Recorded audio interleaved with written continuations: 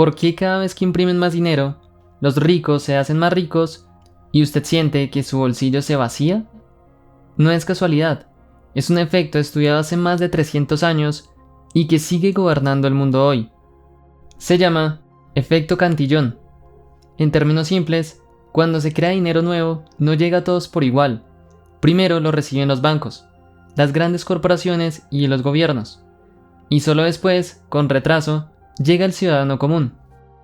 Pero cuando finalmente llega, ya no vale lo mismo. Ese desfase es el mecanismo invisible que concentra la riqueza arriba y empobrece abajo.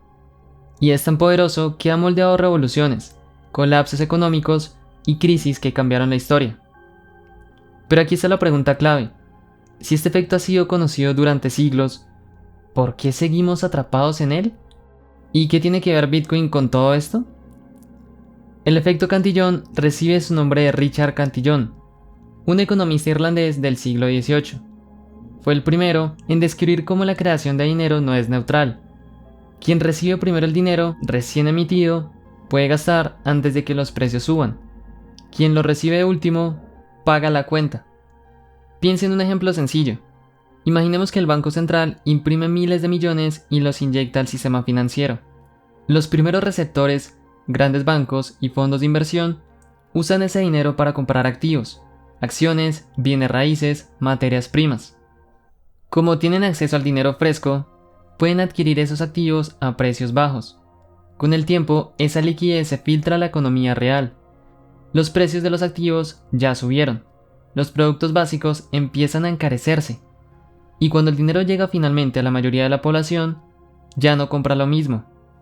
El resultado, los que estaban cerca del emisor se enriquecieron. Los que estaban lejos perdieron poder adquisitivo. Así funciona la desigualdad estructural en el sistema fiat. No es un accidente, es una consecuencia matemática de cómo circula el dinero. Ahora pregúntese, si este efecto se repite cada vez que los gobiernos imprimen dinero, ¿cuántas veces en la historia se ha usado esta máquina invisible para transferir riqueza de abajo hacia arriba? El efecto Cantillón no es solo teoría. Se ha repetido una y otra vez a lo largo de la historia, dejando un rastro de desigualdad y crisis. Viajemos primero a la Francia del siglo XVIII. En ese momento la monarquía enfrentaba enormes deudas. La solución, imprimir papel moneda respaldado por promesas de riqueza futura. Los primeros en recibirlo fueron cortesanos, banqueros y comerciantes cercanos al poder. ¿El resultado? Ellos compraban tierras y bienes antes de que los precios subieran. La gente común, en cambio, recibía el dinero después, cuando ya se había devaluado. Este desequilibrio no fue menor. Se convirtió en una de las causas que encendieron la Revolución Francesa. Cuando la masa percibió que siempre pagaba el costo de las élites, la rabia se transformó en acción. El dinero injusto no solo vacía bolsillos, también incendia sociedades. Avancemos en el tiempo. Estados Unidos, 1971. Ese año, Richard Nixon rompió el vínculo entre el dólar y el oro. Hasta entonces, cada billete estaba respaldado por una cantidad fija de oro. Al cortar ese lazo, el dinero pasó a depender exclusivamente de la confianza en el gobierno. Desde ese momento, la capacidad de imprimir se volvió ilimitada. ¿Quiénes se beneficiaron primero de ese cambio? Los grandes actores financieros, claro. Con acceso directo a dólares recién emitidos, pudieron expandir sus negocios, especular en mercados y consolidar fortunas. Mientras tanto, la clase media vio cómo su salario real empezó a perder poder adquisitivo año tras año. Un ingreso que antes alcanzaba para sostener a una familia con un solo trabajador, pasó a requerir 2 sueldos. Las casas, la educación, la salud, todo empezó a subir más rápido que los sueldos. Así nació la trampa silenciosa de la inflación moderna, no un error del sistema, sino una consecuencia directa del efecto Cantillón. Pero quizás el ejemplo más evidente para nosotros está mucho más cerca, la crisis de 2008. Cuando los bancos se desplomaron por las apuestas arriesgadas, los gobiernos intervinieron con billones de dólares en rescates. ¿A dónde fue ese dinero primero? A los mismos bancos que habían causado la crisis. Ellos usaron el dinero fresco para sanear balances y volver a especular. Y mientras tanto, ¿qué recibía la gente común? Desempleo, ejecuciones hipotecarias y una ola de pobreza creciente. La riqueza se transfirió una vez más hacia quienes estaban cerca del emisor. Este es el punto crucial. En cada caso histórico, el patrón es el mismo. Quien recibe primero el dinero impreso cobra barato. Quien lo recibe último, compra caro y pierde. Entonces, si este efecto ha acompañado cada gran crisis y cada quiebre histórico, ¿qué está pasando hoy cuando la impresión de dinero ha alcanzado niveles nunca vistos en la historia moderna?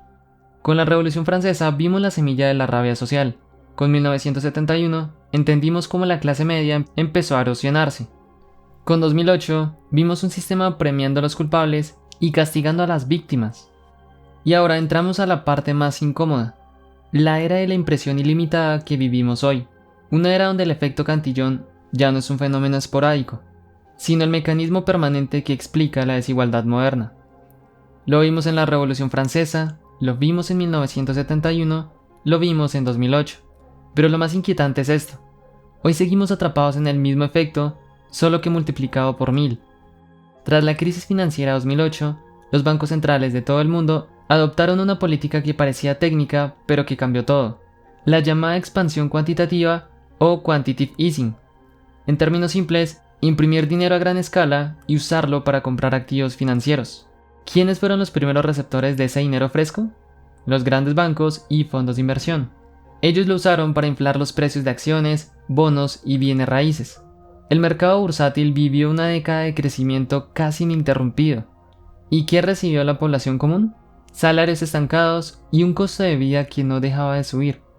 Mientras las fortunas de los más ricos alcanzaban niveles históricos, la clase media luchaba por mantener el mismo nivel de vida que décadas atrás era normal. Luego llegó la pandemia de 2020. En cuestión de meses, se imprimieron billones de dólares, euros y yenes. Los gobiernos aseguraban que era para proteger a la gente, pero la realidad fue muy distinta. Una parte mínima de ese dinero llegó en forma de cheques o ayudas directas a la población. La mayor parte se canalizó nuevamente hacia los mercados financieros. El resultado fue inmediato.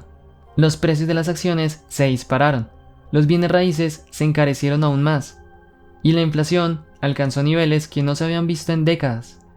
El patrón Cantillon volvió a mostrarse con toda su crudeza. Los cercanos al emisor se hicieron más ricos que nunca.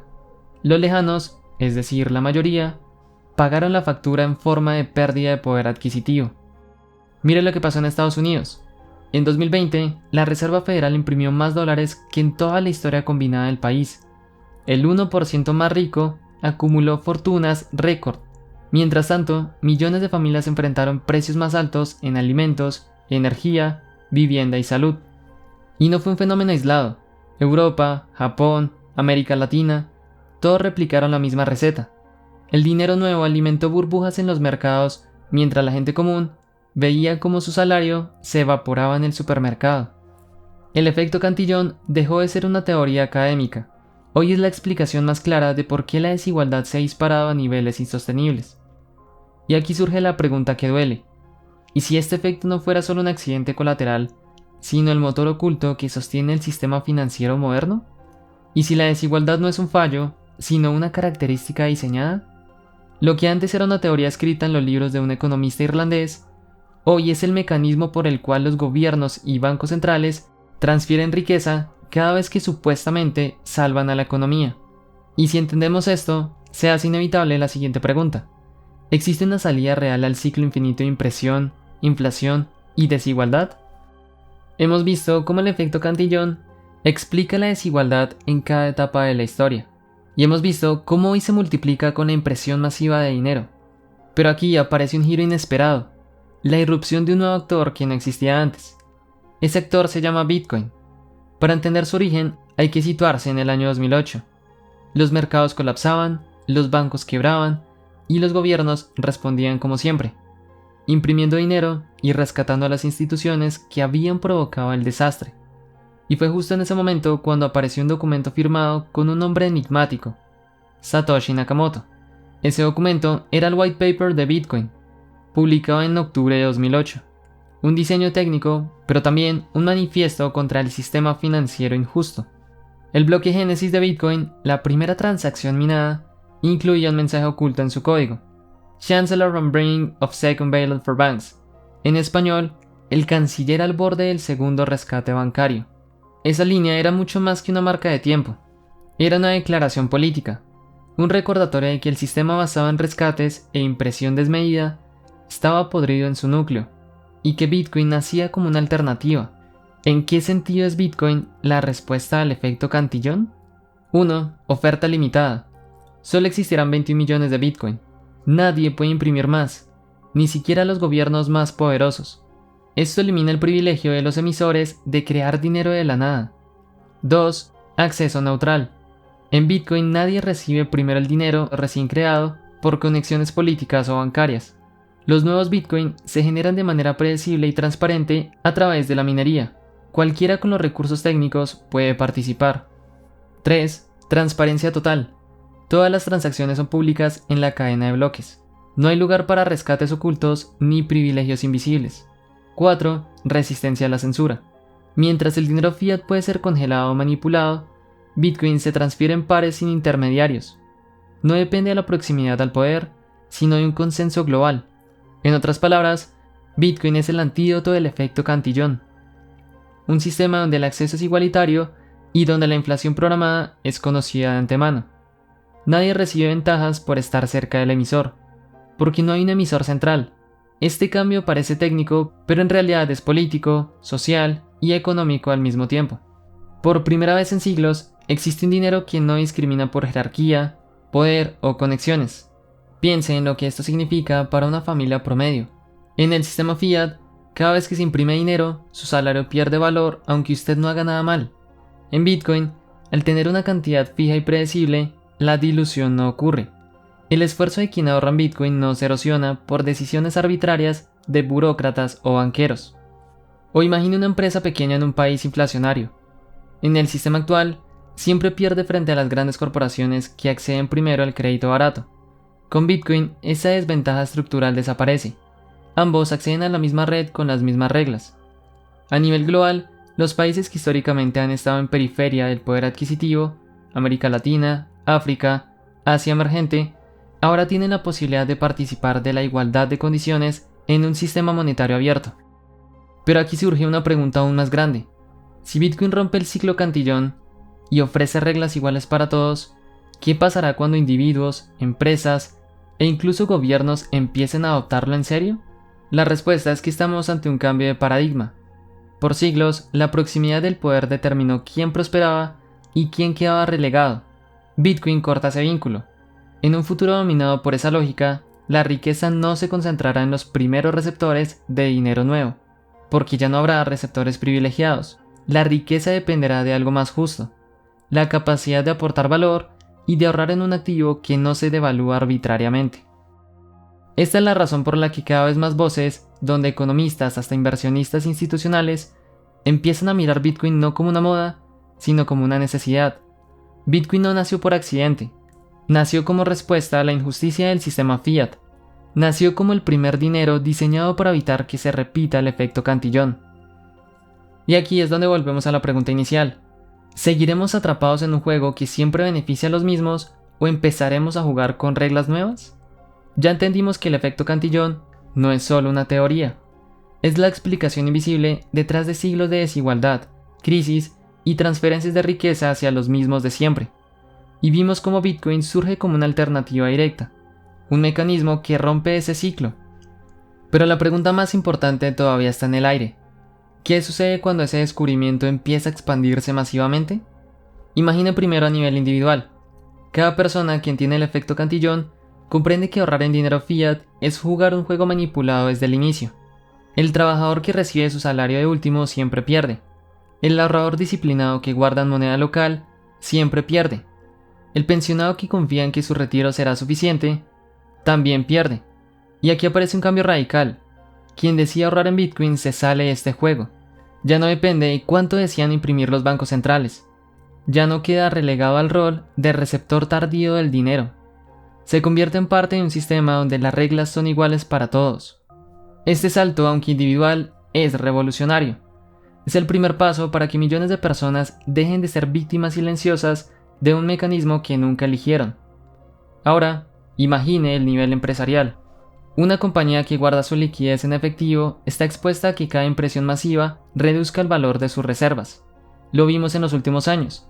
Grandes corporaciones acumularon Bitcoin como estrategia para proteger su balance frente a la devaluación del dólar. En lugar de ser las últimas en recibir el dinero inflado, se posicionan en un activo que no se puede inflar. Este movimiento ya empezó y cuando se acelere transformará la lógica corporativa.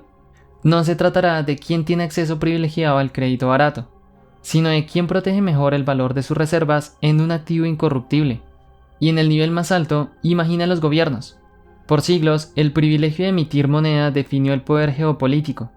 Los cercanos al emisor global, hoy el dólar, disfrutan del privilegio exorbitante de gastar primero. Los primeros países reciben tarde. Los demás países reciben tarde, pagando con inflación importada. ¿Qué pasará cuando los primeros países empiecen a adoptar Bitcoin como parte de sus reservas estratégicas? Ese movimiento no es hipotético, ya comenzó en pequeña escala. Los gobiernos que se adelanten obtendrán ventajas históricas, porque por primera vez el acceso no depende de conexiones políticas, sino de decisión voluntaria. El efecto Cantillón se revierte. Ya no es un mecanismo que concentra riqueza en unos pocos, sino una red abierta que permite a cualquier jugador entrar en igualdad de condiciones. Y aquí está el punto más potente. Si cada individuo, cada empresa y cada gobierno actúan de manera racional, ¿no es inevitable que terminen migrando hacia un sistema donde nadie puede manipular las reglas? Volvamos a la pregunta con la que iniciamos. ¿Por qué cada vez que se imprime más dinero, los ricos se hacen más ricos y usted siente que su bolsillo se vacía? La respuesta fue el efecto Cantillón. Un efecto que no es un accidente, sino el diseño estructural del dinero fiat. Pero hoy existe una salida. Un dinero con oferta limitada. Un dinero neutral, transparente y resistente a la manipulación. Un dinero que no enriquece a unos a costa de todos los demás. Ese dinero es Bitcoin.